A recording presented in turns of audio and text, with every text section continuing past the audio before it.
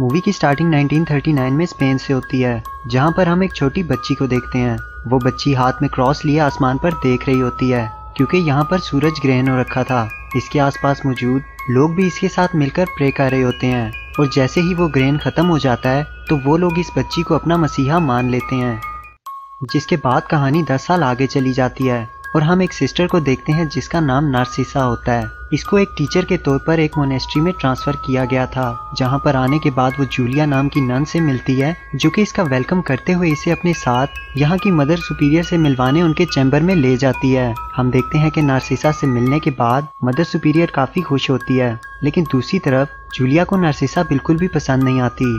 Anyway हम देखते हैं कि यहाँ पर गरीब बच्चों को पढ़ाया जाता था और नार्सिसा को यहाँ इनकी टीचर के तौर पर बुलाया गया था, क्योंकि इनकी एक टीचर किसी वजह से स्कूल छोड़कर चली गई थी और इन लोगों को इसके ऐसा करने की वजह बिल्कुल भी नहीं पता थी।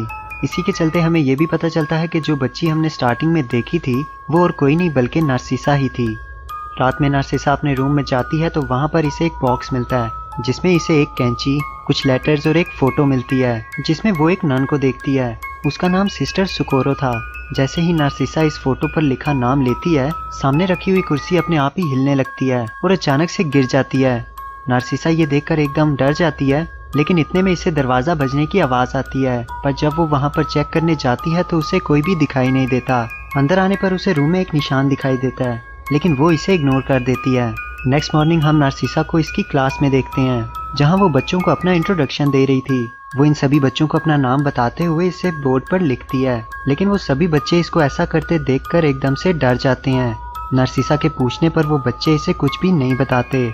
इसके बाद वो मदर सुपीरियर से मिलती है और वो इसे एक एल्बम दिखाती है, जिसमें यहाँ पर आई सभी नन्स की फोटोज थी।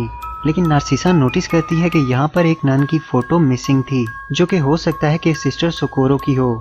रूम में आने के बाद वो फिर से उसी फोटो को देखती है, लेकिन इसके साथ सेम पहले जैसा ही होने लगता है।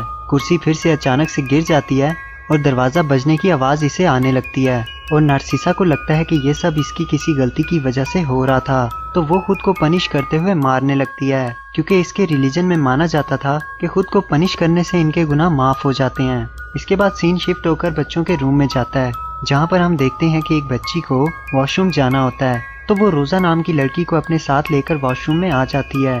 लेकिन यहाँ पर आने के बाद वो दोनों देखती हैं कि बाथटब के अंदर किसी के बाल पड़े हुए थे, और ये देखकर वो दोनों काफी ज्यादा डर जाती हैं। वो जोर से चिल्लाने लगती हैं और उनकी आवाज सुनकर सिस्टर जूलिया वहाँ पर आ जाती है। लेकिन तभी नार्सिसा को भी एक बच्ची के चिल्लाने की आवाज आती है, तो वो जल्दी से बच्चों के रूम में आ जाती है, जहाँ पर आने पर वो देखती है कि एक बच्ची के किसी ने बाल काट दिए थे जब वो सो रही थी। तभी जूलिया रोजा को लेकर भी वहाँ पर आ जाती है, और इन सबको लगता है कि ये सब रोजा ने ही किया था, पर रोजा के काफी बताने पर भी कोई इसकी बात नहीं मानता, और सिस्टर जूलिया इसे इस बात पर मारने लगती है। नेक्स्ट मॉर्निंग जब नार्सिसा क्लास में वापस आती है तो वो देखती है कि रोजा वहाँ पर नहीं थी। जब इसको पता चलता है कि सिस्टर जूलिया ने इसे सजा के तौर पर एक कैद खाने में बंद कर रखा है, तो वो इसे मिलने के लिए चली जाती है। रोजा से मिलने पर इसे पता चलता है कि ये सब पहले भी हो चुका था। रोजा बताती है कि उस रात को उसने वॉशरूम में एक बच्ची की स्पिरिट को देखा था, और ये सब उसी स्पिरिट ने किया था। वो बताती है कि नार्सिसा के आने से पहले भी वो स्पिरिट काफी लोगों को दिखाई दी थी, जिस वजह से यहाँ पर आई सभी नन्स किसी न किसी मिस्टीरियस तरीके से मारी जाती हैं। वो बताती है कि जो निशान नार्सिसा को दिखाई दिया था वही निशान इससे पहले आने वाली नर्स ने भी देखा था, लेकिन जब इन लोगों ने इसे स्पिरिट के बारे में बताया तो उसने दीवार पर बने इस निशान को पेंसिल की मदद से पूरा कर दिया था, जिसमें हम किसी को फांसी लेते हुए देखते हैं। लेकिन ऐसा होते ही इस नन का नाम ब्लैक बोर्ड पर लिखा गया था, जिसके बाद वो नन गायब हो गई थी और कोई भी आज तक उस नन के बारे में नहीं जान सका। रोजा बताती है कि जब नार्सिसा ने अपना नाम बोर्ड पर लिखा था तो वो सभी बच्चे इसी बात से डर गए थे, क्योंकि एक बार जिसका भी नाम ब्लैक बोर्ड पर लिखा जाता तो वो यहाँ पर कभी दोबारा दिखाई नहीं देता, मीन्स के वो सभी मारे जाते थे। रोजा से मिलकर नार्सिसा जब वापस रूम में जाने लगती है तो इसे किसी चीज की आवाज आती है, जिसका पीछा करते हुए इसकी मुलाकात एक नन से होती है, जो कि बच्चों के लिए कल का ब्रेकफास्ट तैयार कर रही थी। वो इस डिश को नार्सिसा को टेस्ट करने का कहती है, लेकिन इसे खाने के बाद अचानक से नार्सिसा के मुंह से खून निकलने लगता है, और इससे पता चलता है कि ये कोई खाना नहीं बल्कि इंसानी आंखें थी, जिनको देखकर वो चिल्लाने लगती है। लेकिन वो सामने खड़ी सिस्टर जोर से हंसने लगती है, और हम देखते हैं कि ये आंखें उसी सिस्टर की थी। नार्सिसा अपनी जान बचाते हुए डर कर वहाँ से भाग जाती है और रूम में आने के बाद हम देखते हैं कि कोई इसका दम घोटकर इसे मारने की कोशिश करता है, लेकिन अचानक से इसकी आंख खुल जाती है और वो समझती है कि ये सब एक नाइटमेयर था। होश आने पर वो फिर से उसी निशान को देखती है जो कि ऑलमोस्ट पूरा होने वाला था। क्लास में आने पर यहाँ इसे बोर्ड पर रोजा का नाम दिखाई देता है और ये देखकर रोजा डरकर वहाँ से भाग जाती है। सिस्टर इसके पीछे जाकर इसे समझाने की कोशिश करती है, लेकिन वो काफी ज्यादा डरी हुई थी। इसीलिए नार्सिसा इस निशान को पूरा करते हुए इसकी टांग बनाकर बताती है कि ऐसा कुछ भी नहीं होता और वो रोजा के साथ है। लेकिन तभी रोजा को उसके पीछे एक औरत दिखाई देती है, पर नार्सिसा के देखने पर वहाँ कोई नहीं था। वापस मुड़ने पर वो देखती है कि रोजा अचानक से गायब हो चुकी थी। वो इसे काफी ढूंढने की कोशिश करती है, लेकिन रोजा इसे कहीं भी नहीं मिलती, जिसके बाद वो सिस्टर जूलिया को भी इसके बारे में बताती है। लेकिन हम देखते हैं कि जूलिया इसे इस मामले में पढ़ने से मना करती है और इसे डांटते हुए ये जगह छोड़कर जाने का कहती है, क्योंकि वो नहीं चाहती थी कि नार्सिसा को रोजा के बारे में पता चले। जिसके बाद हम देखते हैं कि नार्सिसा रोजा को ढूंढते हुए एक कन्फेशन रूम में लॉक हो जाती है। तभी ढेर सारे हाथ निकलकर इसे वहीं रोकने की कोशिश करते हैं, लेकिन वो किसी तरीके से अपनी जान बचाते हुए वहाँ से निकलकर बाहर आ जाती है। बाहर आने पर इसे अपने सामने रोजा की लाश पड़ी हुई मिलती है, जिसको देखकर वो एकदम शॉक हो जाती है। रोजा की मौत से नार्सिसा काफी ज्यादा दुखी हो जाती है।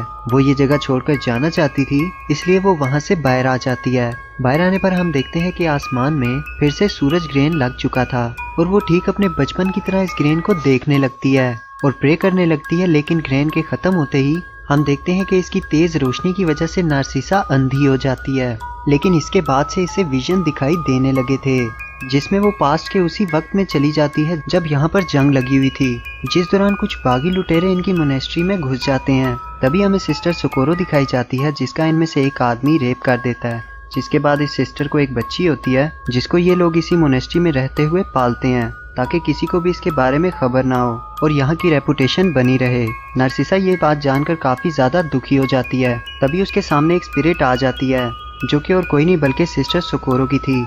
वो इसे आकर अपने साथ पास में ले जाती हैं, जहाँ पर हम सिस्टर सोकोरो की बच्ची को देखते हैं, जिसकी बुखार की वजह से काफी ज्यादा तबीयत खराब थी। लेकिन मदर सुपीरियर और बाकी की नन्स इसे बाहर डॉक्टर के पास लेकर जाने के बजाय सिस्टर सोकोरो को एक रूम में लॉक कर देती हैं। ये अपनी मोनेस्ट्री की रेपुटेशन बचाना चाहती थी, तो ये लोग बाथ टब में ठंडा पानी डालकर इसका बुखार उतारने की कोशिश करती हैं। लेकिन पानी काफी ज्यादा ठंडा था और हाथ पांव मारते हुए वो स्लिप होकर गिर जाती है और हम देखते हैं कि जैसे ही उसका सर बाथ टब से टकराता है तो उस बच्ची की मौत हो जाती है।